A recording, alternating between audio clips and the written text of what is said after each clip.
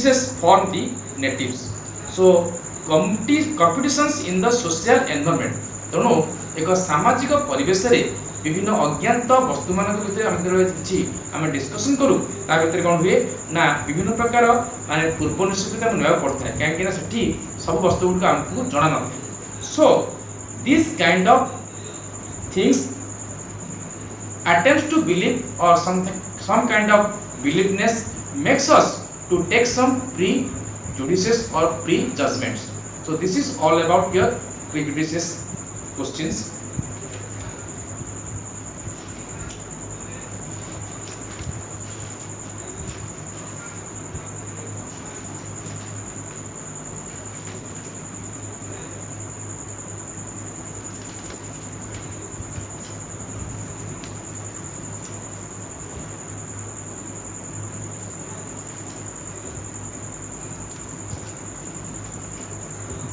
So go through these questions. So next one,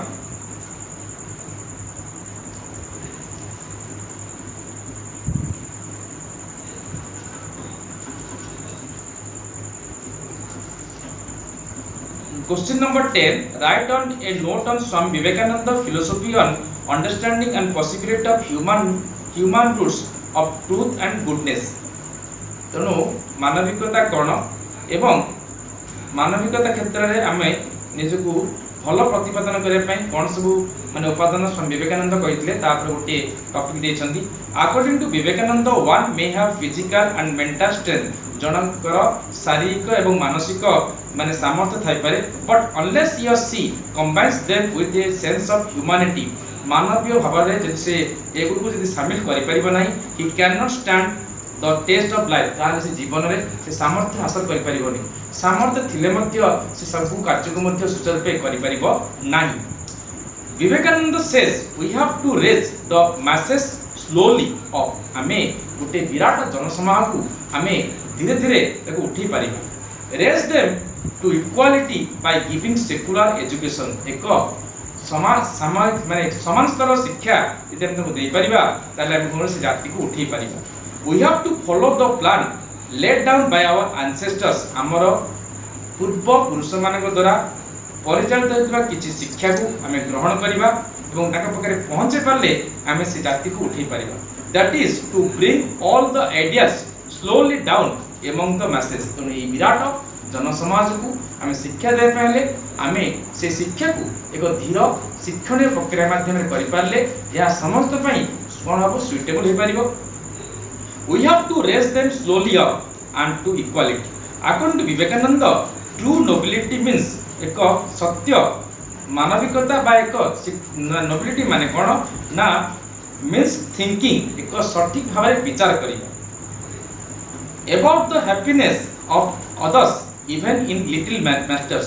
एक छोट बा एक धीर प्रक्रिया भावना को नहीं आम भाभी Paribas.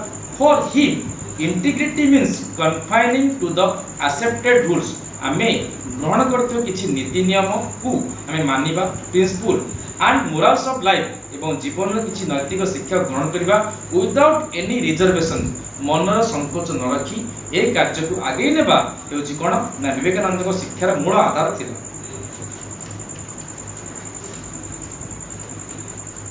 The human body is the greatest body in the universe. तेणु सारा विश्व ए सारा संसार रे मानव शरीर हूँ एक एक कौन ना विशेष शक्ति पाई एक शरीर जो किसी मुख्य अंश थाए and human beings are higher than all than समस्त पशु मान भितर एक स्वतंत्र स्थान दिए मानव.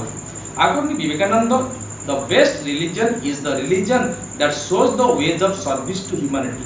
तेणु मानव प्रति सेवा मनोभाव जो धर्म देखा जाए ताको कहते प्रकृत धर्म. तो religion says that a humanity should perform a kind of service to another human.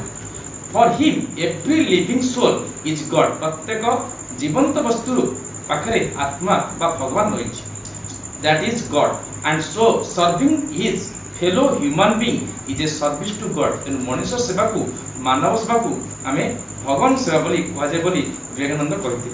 He further stresses that those who serve others are alive and all the other are dead. those who serve जो माने सेवा करछंती और अन्य माने सेवा करछंती are alive से माने होछंती जीवंत and all other जो माने सेवा करनाती सेवा मनोता नहीं they are dead. He wants the young generation of the country to come forward to sacrifice their lives in the service of mankind. तो सेति से ये फर्स्ट man युवा समाज को गोटे संदेश देछन जे कोन you should come forward and to have the mind towards the service of the mankind. So Vivekananda says that divinity manifests in service to others. Tanu divinity मान स्वर्गीय प्रकृति होची कोन निज मन भीतर थिबा सेवार मनोभाव आनिबा. For him divinity means rendering one's duty. निजर कर्तव्य संपादन करिबा सेवा मनोवृत्ति आनिबा एटा होची प्रकृत मानवीय गुण जाकि Vivekananda कहिथि. So etla apananकर unit 5. So go through this 3 questions and that have been taught. So with this your understanding the self chapter books is completed. So thank you for joining these classes and next class will be informed you. So thank you for joining today's class. So good night to all of you.